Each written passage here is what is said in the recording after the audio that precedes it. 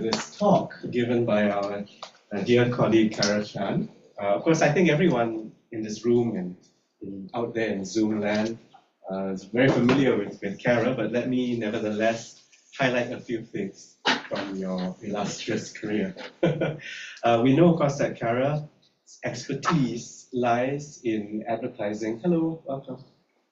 Join us. Yeah. Lies in advertising as well as cross-cultural consumer studies, correct? But clearly from the title of this talk, the expertise extends well beyond this area. Kara has been very prolific in terms of publications. You've got 8 books, more than 200 journal articles and book chapters. And you know that's plenty, right? And so it's hardly surprising that you've been included in Stanford University's list of the world's top 2% scientists last year, as well as the year before that. So alongside an accolade like that, you've won several awards recognizing your achievements in research supervision, in teaching. And this range of prestigious awards, I think, is a real reflection of all-round excellence. So with that, I'm really looking forward, as I'm sure everyone in this room is, to hearing your presentation today on work integration, integrated learning. So Kara, over to you. Okay, thank you. Thank you, Ken Paul, for the introduction, and he memorized the bio. So that is super. Okay, let me try. Yes, okay.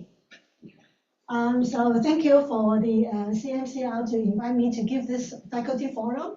I will be talking about a study that we have finished, and the study has been presented last year in a conference, and also the full paper was accepted as a book chapter. So a lot of time people heard me that we got big money, and altogether the university received $136 million for 2 projects. The first one, we always call it track 1 and track 2. And the first track, the track 1 is IT, and the track 2 is creative media. And the project is grouped under the name CLAP Tech.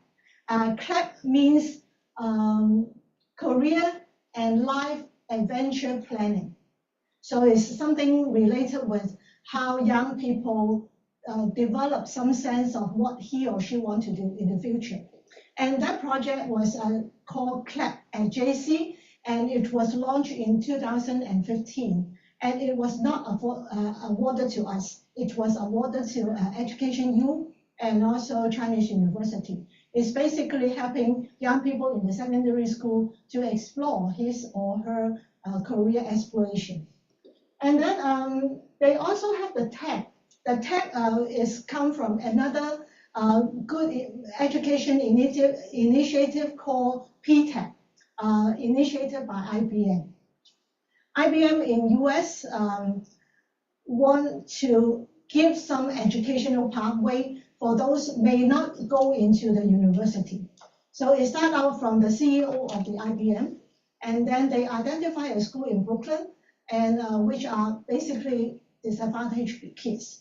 And then IBM think that they have many jobs that may not need degree holder. So they go to the school, establish a higher diploma program, higher school and higher diploma program with them. And later on, they hire these higher diploma graduates as their IBM employees. So this has been doing very well. And the IBM PTech model has been spread around the globe. And that's how Jockey Club picked this idea up and would like to implement it in Hong Kong. And then when their first track was IT, obviously, because the model was modeled after PTech created by IBM. And then it come to Hong Kong, they give us the first round of $70-something million for 5 years.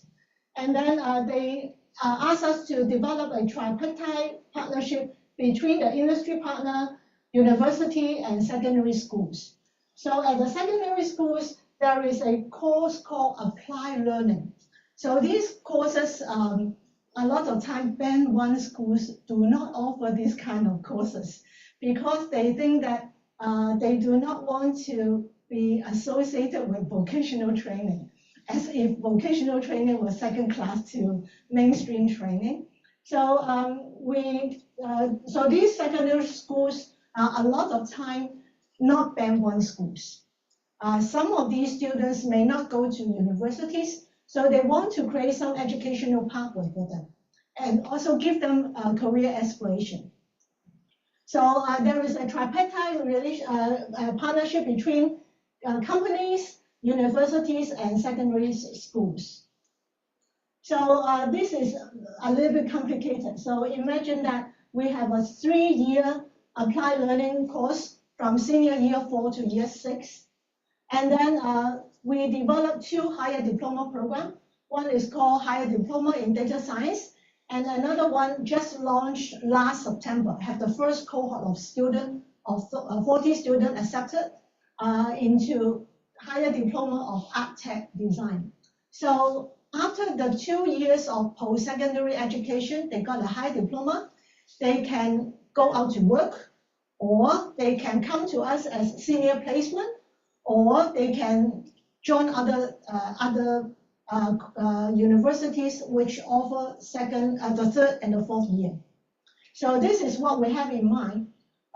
So between the academic, because it was more a vocational education and training, there is a big chunk of activity that involve industry partners that will give them workplace integrated learning, including they visit the companies, internship, but internship is only for higher diploma students, but not for the secondary school students. So, and also project-based learning. So some of the industry partners give our students, applied learning students, a specific work to do and give them a boot camp and then train them to work on a specific project. So for example, the bank, USB, UPS, I forgot the name, sorry. The bank asked the students to develop an app to improve students' financial literacy. So this is a possible project for students to work on. So it was a 5-year project.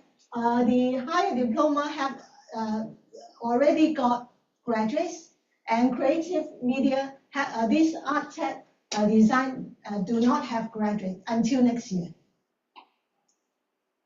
So we know that a lot of time we here, universities are very eager to get industry partners. However, you see, the industry partners are not that eager to be partnership with us.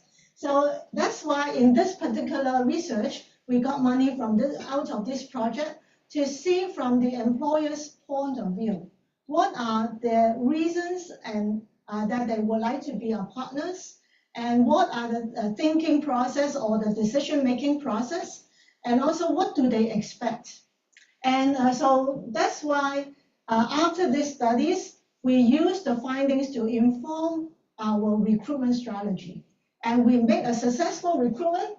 So look at the figures. In the last months, the partnership increased tremendously to 44 because we incorporated some of the strategies that we found from this study. So if you look at these companies, you will see a mixture of technology company as well as media company and also advertising and PR company.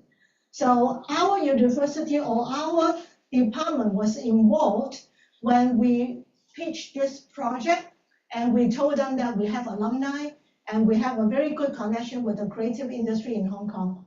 And Florian did a very good job in drafting the first proposal, and I was invited to add on my expertise and contribution, and we get a 64 million proposal. I still remember at 1 a.m. at home, I'm working on the budget, 64 million. This is the largest budget of any project that I have worked for. So the background was we want to recruit more relevant industry partners, and And at that time, when we are doing the research, we have only 19, and half of them are from IBM contacts, ITs. So we need to develop our contact, and especially in the creative media, we do not have a lot of large companies. So for example, IBM, a big company, and also Town Gas, a big company, they can commit to give 20 mentors. But for a company the size is 20, you probably couldn't expect them, every one of them serve as a mentor. So as a result, we need to recruit a large number of industry partners. Oh yes, I forgot the mentorship. They also the companies also give us to colleagues who serve as mentors and met with our students 3 to 4 times every year. So it's a lot of people involved. We have around 200 students, so meeting them 200 students every year 3 to 4 times. So that is a lot of manpower involved. So the objective of the study is a practical one. We want to inform how we can recruit more industry partners, and what are the things that they feel they are barriers that bar them from participating, and what are their outcomes, what do they expect us, and also the decision maker. Shall we approach the top management? Shall we approach the middle management, top down or bottom up, etc.? We need to solve these kind of very practical questions. And we also need to know how to keep them happy. Because it was a 5-year project, we cannot just ask them to do one year, and we need them to have continuation. So we also need to see how to make them happy, how to maintain a positive and rewarding relationship between them and us. So the methodology was we use qualitative interviews. We interview 8 industry partners and 7 potential partners. So these 7 are considering to be partners. We want to interview someone, we approach them, and they do not want to be partner. They rejected us. However, when they rejected us to be IP, they also rejected us for the research. We cannot recruit anyone that we approached, but eventually rejected our partnership invitation. So as a result, I will see that this is one of the limitations, because we also want to know what barred them from joining us. However, we couldn't get any one of them, even though we repeatedly invited them. We also interview program staff, those people at the Club Tech Center. You never met them a lot of time. Their office was in Franklin Center. So there are a team of staff working there. And there are program staff who go out to recruit industry partners. So the interview was basically done in 2023, and we also add one additional interview in September 2024. So all the interviews are recorded and transcribed. And standard qualitative interviewing data analysis method, we look at the transcript, code them into smaller chunks, and develop themes and so on. So that process was iterative. Yes, the final deliverable was a report to the JC, the Jockey Club Charities Trust. The report was about 125 pages with an executive summary. For those who are interested to read the executive summary, you will feel free to contact me. And then the motivations. What triggers them to be industry partners? There are 4 reasons.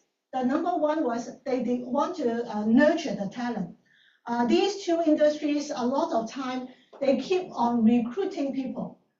Some of the companies, for example, some companies told us that whenever people talk about IT industry, they are thinking of programmer, but they never thought about the back-end service, such as the data storage, cybersecurity. Those companies or those industry sectors are not commonly known among the young people.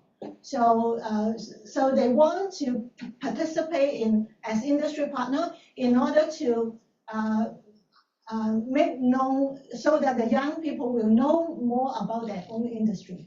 So the number one is recruit talent in the long run. And one company, they said that every week we are recruiting.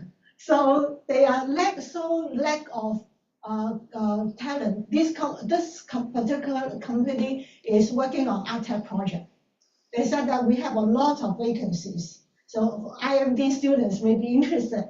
So they said that we want to help in nurturing the talent. How can they do that? They also participate in the curriculum development. So when we develop the curriculum, we also invite them to comment on the curriculum to see whether the contents that we are teaching are related to the subject matters or the talents or the job natures that they are working on. So the second reason was giving back, CSR. So they think that they want to give back to the society, especially some of the smaller companies, the CEO or the senior management, they benefit some sort of themselves from mentorship. They will say that, when I was young, I was not that familiar with what sort of jobs that I can do, but there is a big brother, a mentor, who helped me to find the passion that I have. So as a result, they think that this is a way that they can also give them back because they are benefited by this kind of mentorship experience. The third reason was they want to be seen as good corporate citizenship.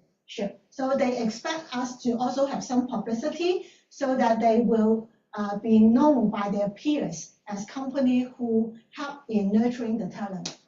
The last thing was some advertising agency and media company and also corporation tell us that our target are also young people. We have worked on brands that target at young people.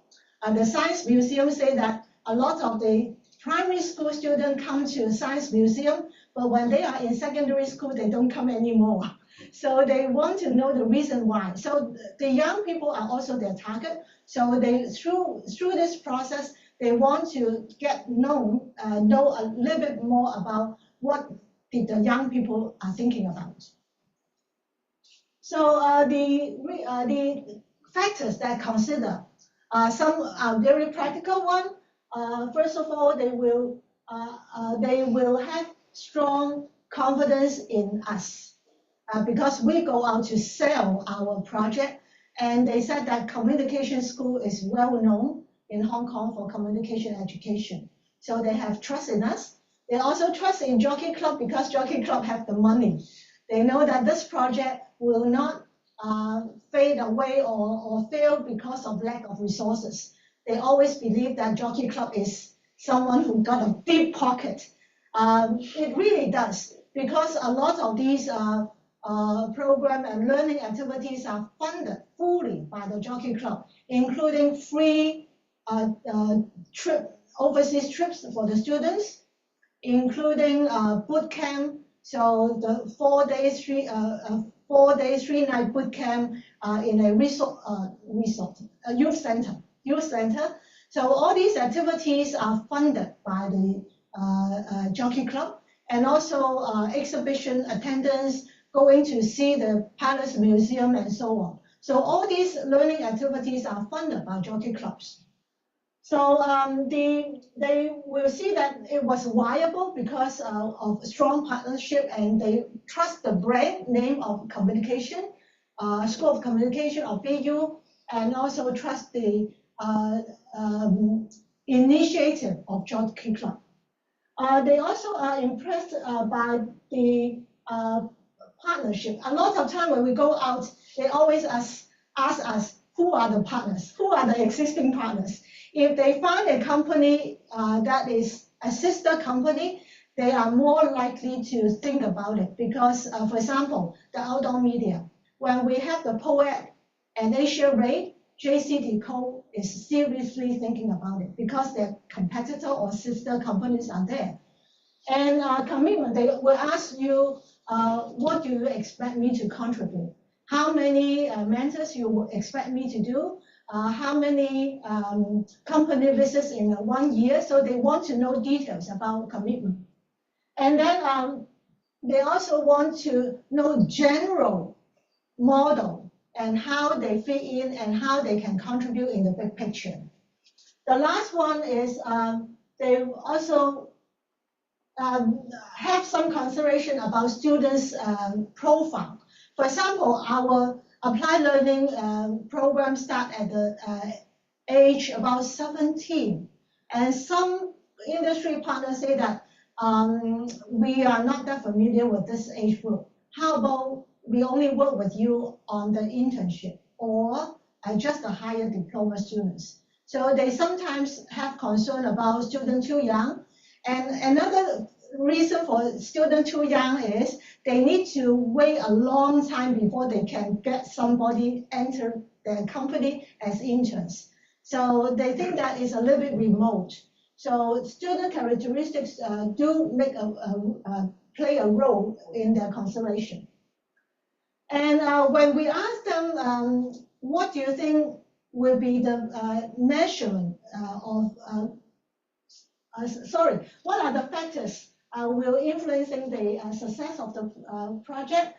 They will talk about management. They said that they want to have a central team of people working on this project so that everything is well organized, because it is very difficult for them to reach out to different secondary schools and organize all these things. So the Club Tech Center is the backbone that serves this project. So they will tell them that we have so many students looking for company visit. These are the schedules of the coming 6 months. So when will be the dates that you can receive our students and do the matching? So they would like to have a central management team of doing that.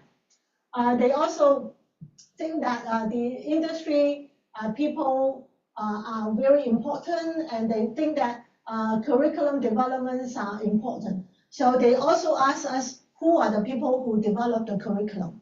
So we also show them some of our curriculum design. When we have the first module, the textbook, we also share with them our textbook so that they know what are the content materials that we are teaching. And they also consider about mentor preparedness. So there are mentorship programs for the employees. So we tell them what are the questions that you can ask, or what are the profile of the students. We brief them. And also they are very concerned about student interest.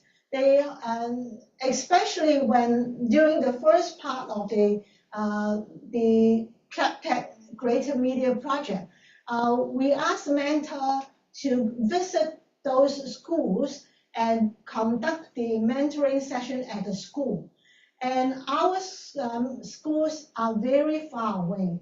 One mentor from Asia, Ray, the company is from Taiwan, at the eastern part corner of Hong Kong Island, need to travel to Tin Shui Wai. The partner told me that it takes 2 hours to travel from that place to the school. So they said that if I go to the school, the students are dumb. They find that their time are wasted. So they also are concerned about whether the students are really interested in learning from them. And then also they would like to see tangible results of how many students are enrolling, how many students eventually are accepted into higher diploma and so on. They want to know these kind of statistics. So we also ask them what are the things that we are not doing very well that we can improve. They said that we give them very last minute notice, because the Club Tech Center needs to coordinate a lot of things with school students, teachers availability, and so on. A lot of time when this is consolidated, we give the timetable to the mentors. It was rather late, the company. So they want us to give them an advanced schedule 6 months ahead of time so that they will be able to know their commitment. They want to see progress. IBM, one of the interviewees saying that, oh, I want to see a dashboard with recently click into it and then I know everything.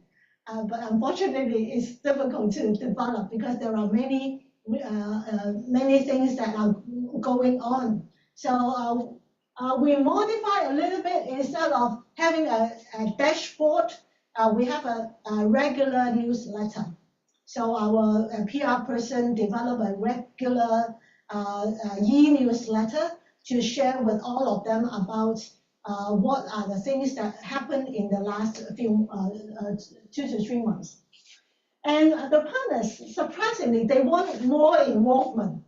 They said that I want to participate in your steering group. I want to see your curriculum design. If you're teaching AI, we want to contribute of how AI has been using now in our company, so that when you teach, you are teaching the latest things that are readily happening in the industry.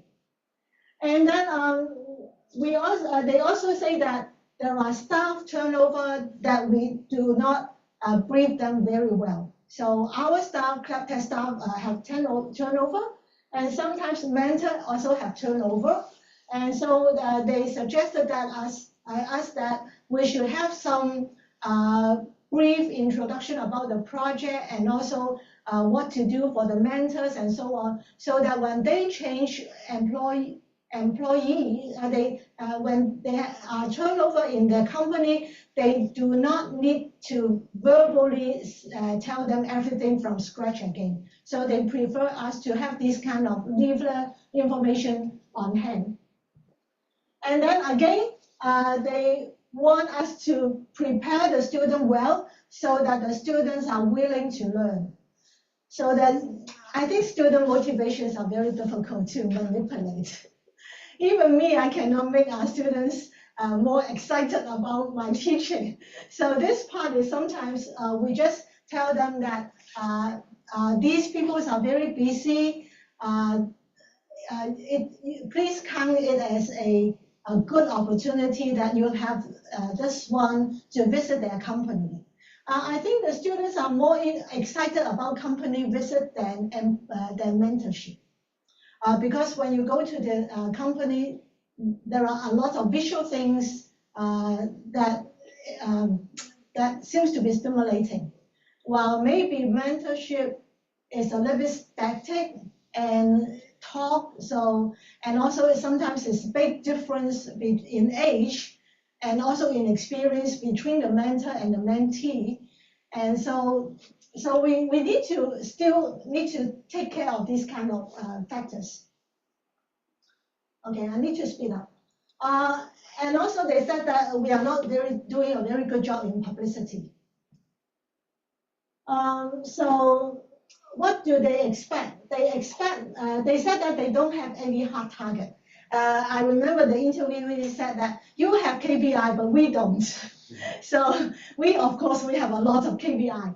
And then they very generally think that if the program attract talents and more people are exploring this industry, they think that they did a very good job, and we did a very good job too. And then they also think that feedback from mentor, school, and students are important as an indicator for the success of the project. So I skip this part, and I will make this part a little faster. So the partner recruitment from our program, these are from the program team. And from the program team, our colleagues tell us that they recruit people from their own social network. Some of our program team members are mentors of other programs. So because of serving as a mentor of other programs, they are able to know other employer and tell them that we have a similar program here, and maybe your company will be interested. So and through network, alumni network, some of the companies are set up by PRA alumni. So those are students of mine. I taught them before. So I recruit them. And I even go to my university classmate, who is a former science museum curator, and then recruit science museum and space museum as our industry partner. So all of us are going out, writing emails, meeting them over lunch, and then introducing the project, and then recruiting them. So we have some experience of how to develop friendship over informal informal settings.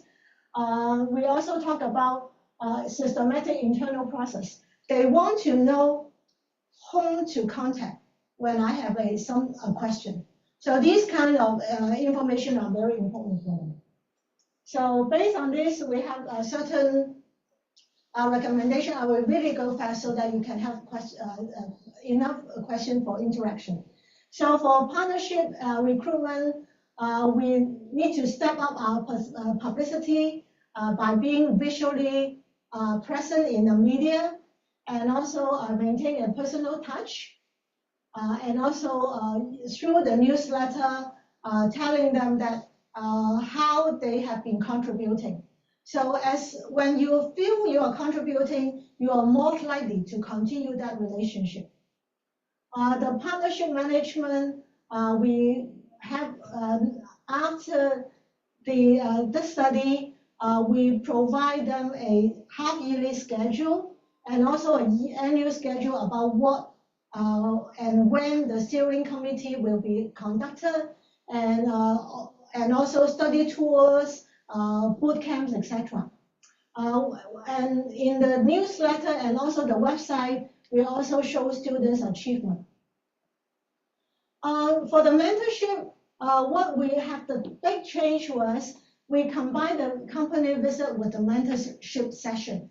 So save the mentors from traveling a very long distance to the schools. We have schools in Tianshuiwan, Yunlong, Huaichong, which are not close to these companies where they are located. And also we provide mentorship training, and the mentors say that the mentors do not want to be seen as another teacher. They want to be a more buddy, more closer relationship by sharing their own experience and so on. So the limitation, I have mentioned the first one, and the second one was for these industry partners that we recruit, some are just on board for half year, some are on board for a longer time, for 2 years and more than that, so their experience may not be the same. So to conclude that, we adopt many of these findings in our recruitment strategy, and it works. And also some of the suggestions from the companies are also valid. We incorporated them into our system, and also in our operation, and also developing all sort of organization chart, yearly schedule, and so on. So to do that, we want to keep them in the industry partnership for a longer period of time. The good news is the dropout of industry partners was extremely low. Once they are on board, they are going to help us. So the IT project and also the creative media project will go on, but the funding stops next year. The funding will stop next August. So as a result, we are thinking about how to sustain the project without JC's financial support. And today I got the good news that they give me another $600,000 to continue the work integrated learning study, getting the students' voice. So we are going to interview students after, and also take care of the survey data that we collected from the students about all work integrated learning activities, including company visit, mentorship, and internship. So the results, hopefully we will start this second part of the study in April, and we will try to catch the submission deadline for the social impact case, because this is one of the 3 impact cases that we are submitting to UGC. So if this part of the research funding was funded, so we start working on it, hopefully we can get 1 or 2 papers out to catch the deadline. For your information, we have published 2 to 3 papers out of this study, and also the previous administrative and evaluation project results. One of the paper was co-authored with Florine as well. And then we also have another conference paper accepted in May. So not only we develop the education pathway, we also research on vocational and professional education and training, which is a totally new research area for me. So I learned a lot from participating in this program as well. Thank you.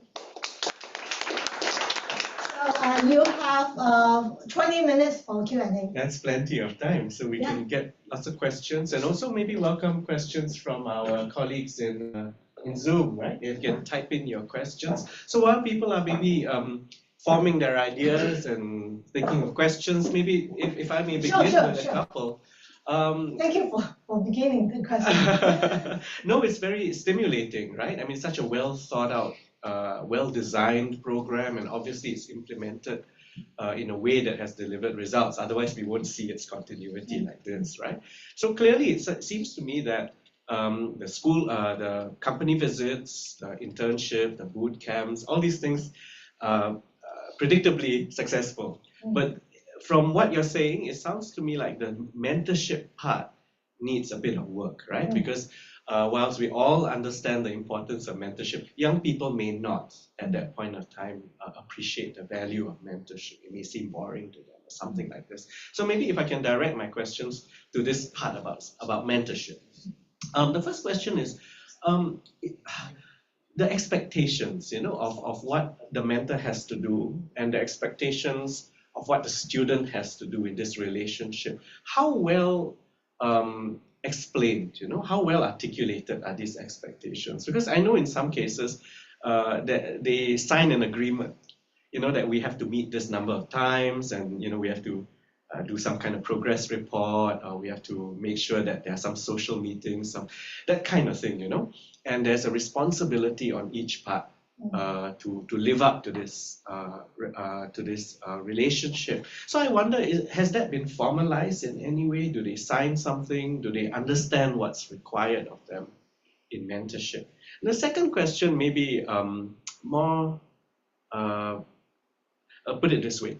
Whenever you bring young people into an adult situation, obviously we're always thinking of the safety of the young people, right? And there are many risks involved, particularly if there are situations where the adult may be alone with the young person. It's not unthinkable that there could be abuse of different kinds, right? So what sort of safeguards do we have in place to ensure that we minimize this kind of problem? So maybe just those two questions. Thank you. For mentorship started during the COVID time. So imagine that you are during the COVID period, some of the mentorship are online to start with, and it didn't work really that well. Later on, the mentors travel to the school and meet with them as a group, and everybody is wearing a mask. So all these kind of situation has been not that facilitating for mentorship. And also another situation was personal relationship. Think about it. I meet with a mentor for maybe 30 minutes, and then I will be meeting them again 3 months later. And it was not that kind of building relationship, personal relationship. So, and also, if the students are not that talkative, you can imagine if I go, even if I go to a secondary school as a mentor, I will face with the students and they look at me, expect me to talk, and they seldom ask me questions. Maybe our mentorship training was helping them to open the floor, encouraging a two-way dialogue between the mentor and the mentees. And maybe they ask question, what kind of jobs are you thinking about? Have you, if we talk about working in IT, what comes to your mind? So maybe this kind of questions. And these sessions are attended by both the teachers. The teachers will escort the students to the later on to the company visits. But at first, there are teachers present in some of these mentorship sessions. So that is one of the ways of safeguarding the abuse of opportunity.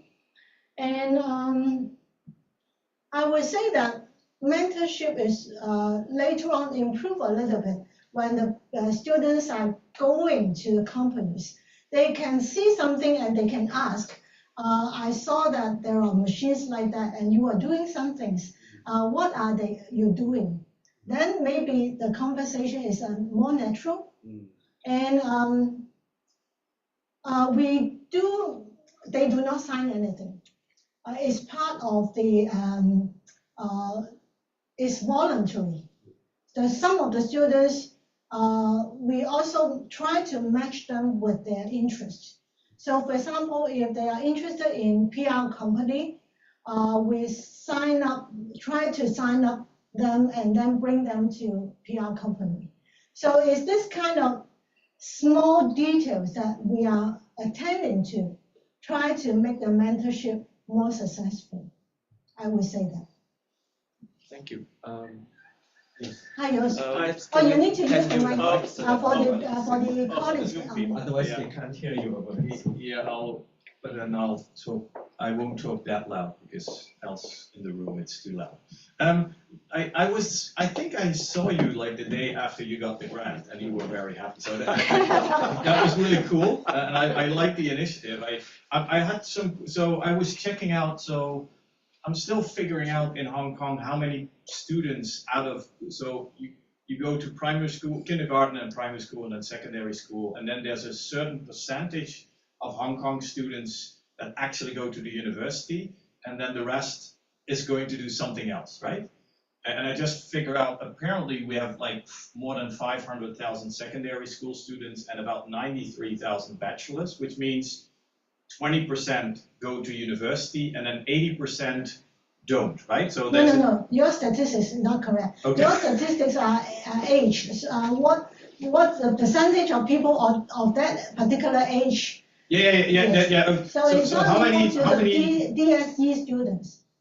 Okay. You need to compare the DSE students and also the university place to get a ratio. Yeah, what I find interesting, and so we have.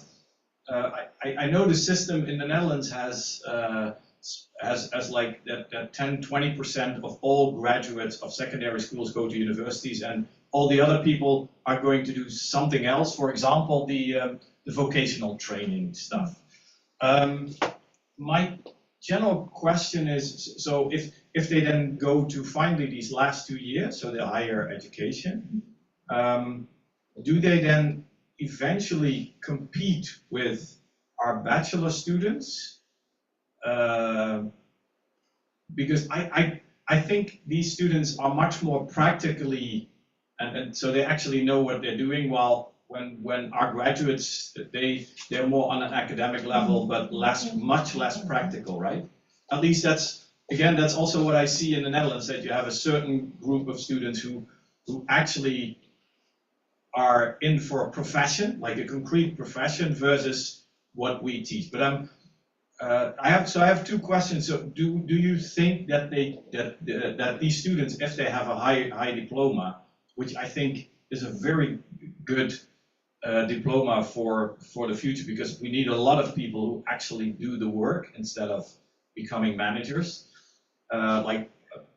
on all levels. I mean, that's what you see in Europe, and I see that here as well. You see everywhere. We need people working in restaurants, and everybody's on that level is trying to hire people. But to what extent do you think that then our bachelor students are then competitors and then would be hired with these companies because they have a bachelor's degree compared to the higher? And the second one is, what would then be a success for a company from this program?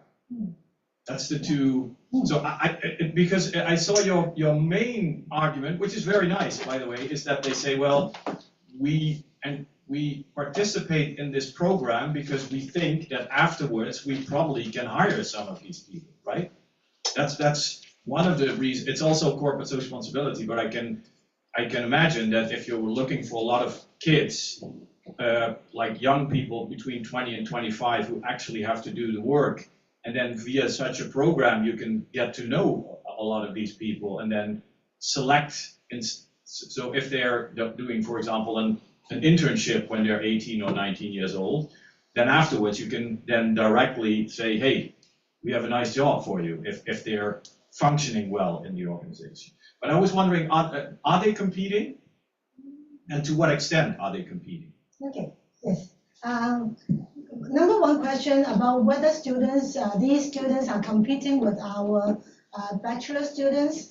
I would say that from the statistics that we have for the first batch first two batch of IT students, a lot of them do not meet the university entrance requirement because of the English and Chinese. Okay. Our requirement was five subjects that have 3, and a lot of them, these students fail in either Chinese or English. So as a result, they do not meet the university requirement. I would say that about 20 to 30% met the requirement and get accepted into university. So no, I meant in the job market. Oh, in the job market. Yeah, sorry. Sorry, I meant. Yeah. Sorry, I meant competitive at the job market. So. Yeah. In the job market, there are higher diploma jobs that we do not require university graduates. So they're separate Yes. worlds. We are supposed that our higher diploma graduates are supposed to be more job ready because they have a lot of courses that are hands-on. But the fact is, when we ask higher diploma students, most of them are planning to continue their study because of their parents' intention. Yeah. In Hong Kong, Chinese parents always want their kids to have a university degree.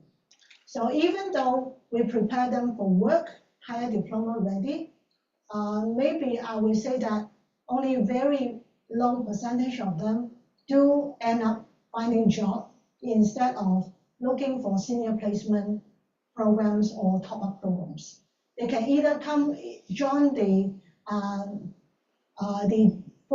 8 universities as senior placement, or they go to Hansen, Shuyuan, and Shuyuan, Zhuhai, etc. to go for a degree. So we have already know the information because we asked them, what do you plan to do? And only a very small number of people are planning to get work when they finish the higher diploma. But that could be one of the reasons for organizations to be in the program, right? That they get students directly to work for them. So what would then be the success for these companies if they put, because if I, as a company, I put energy into young people and I think, oh, this is a good one, but then that good one is going for university eventually, then you've lost the investment, of course, in.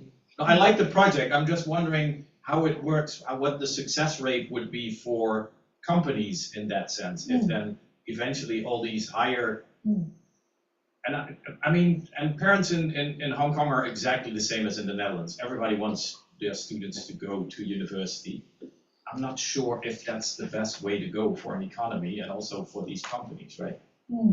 I think for job readiness, this component was very important in the higher diploma program.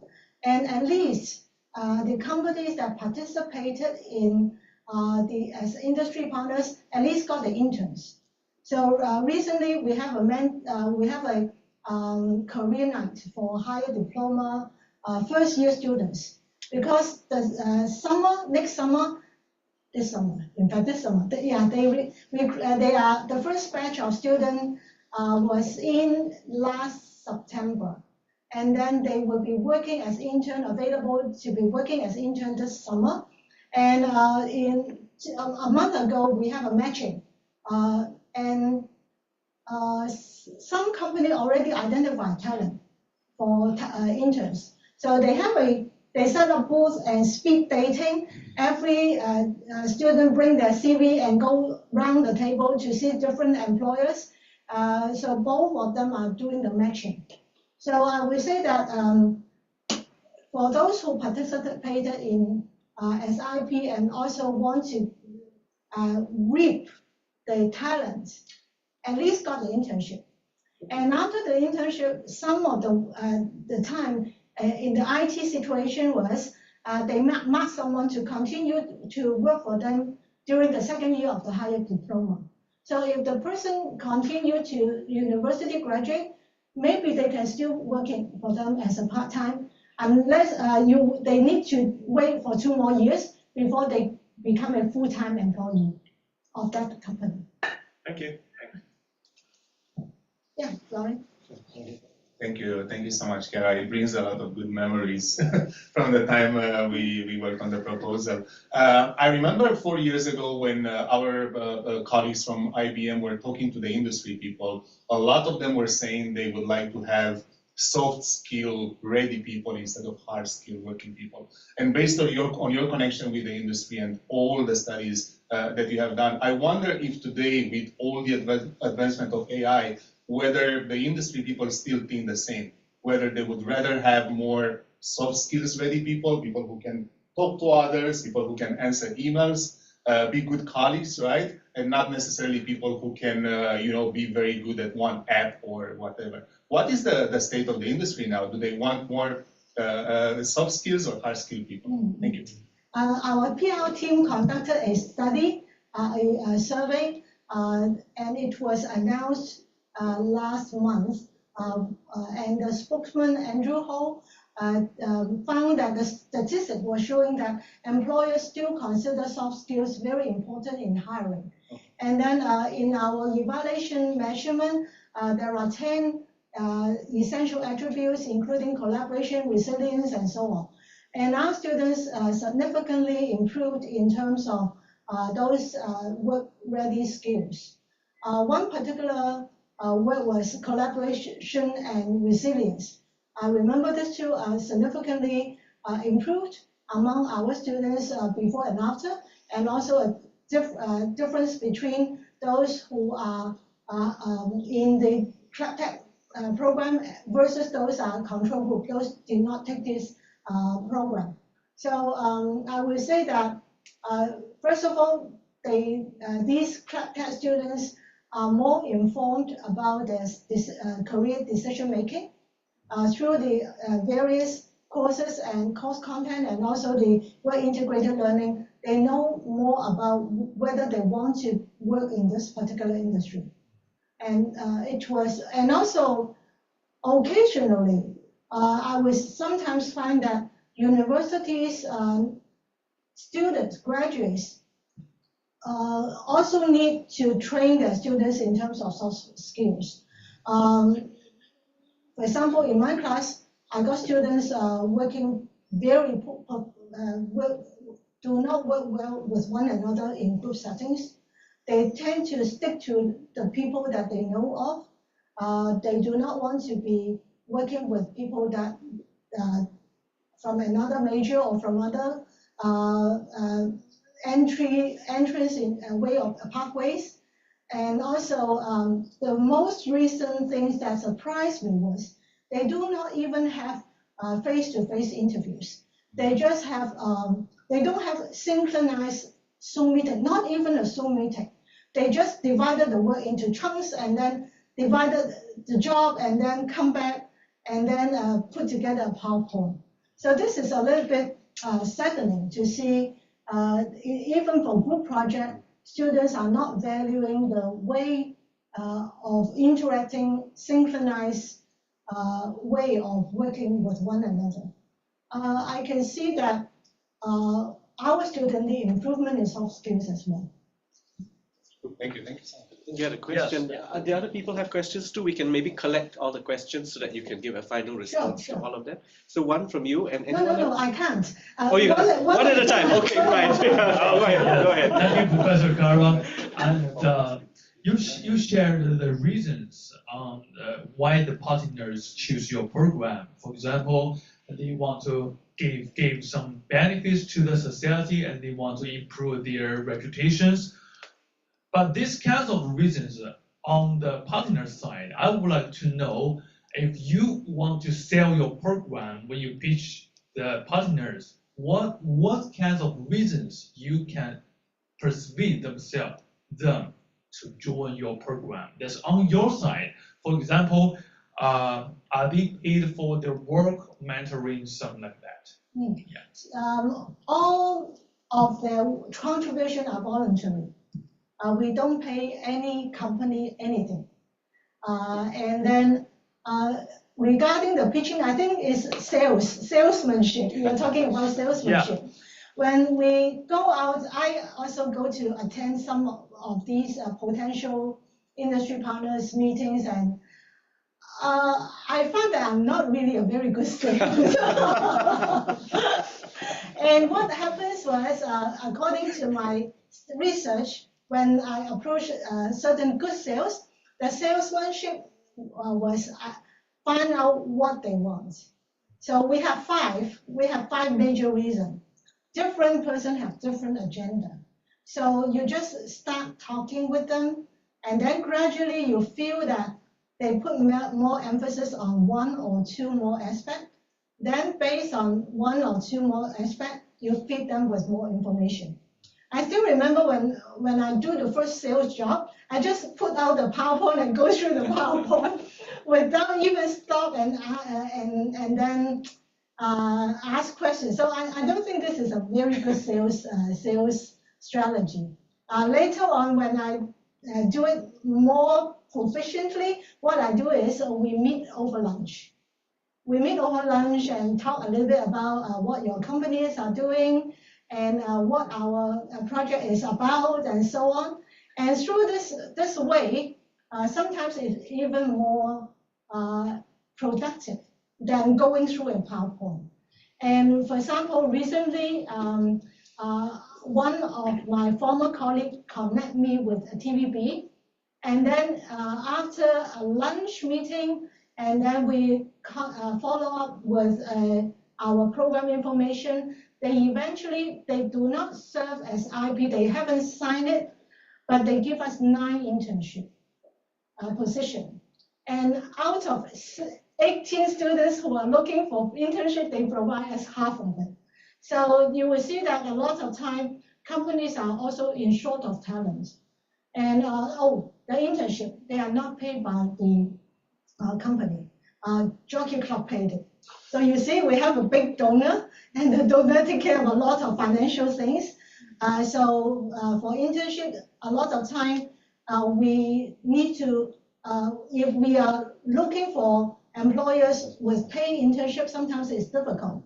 But if the Jockey Club is willing to pay for the internship of around 12,000 per month, it is an attractive incentive for the students to work well, and also for the companies. They are not using their own resources.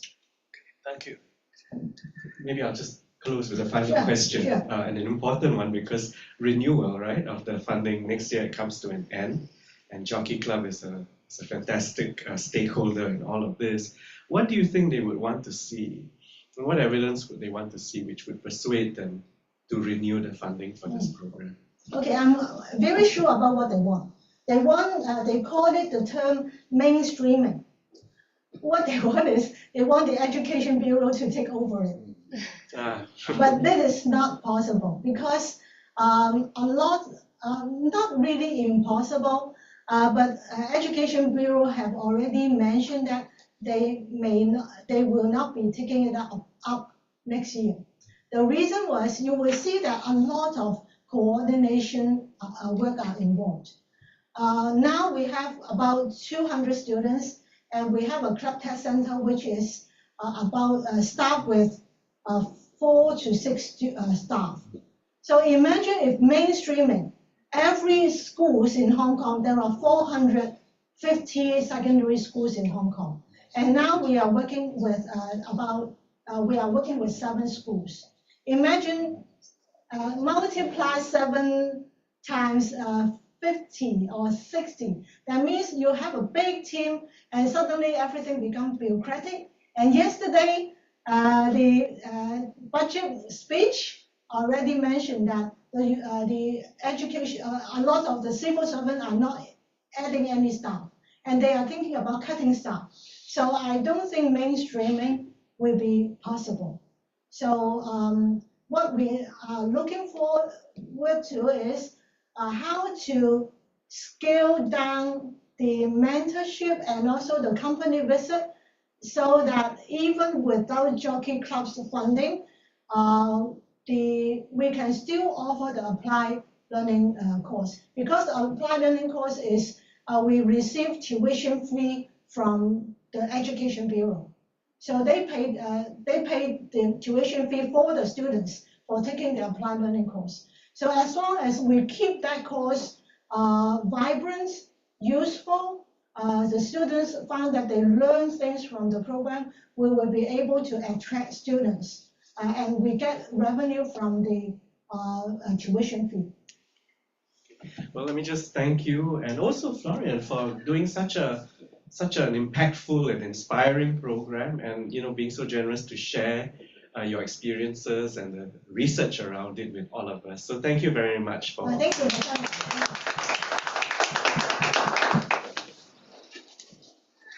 That's it.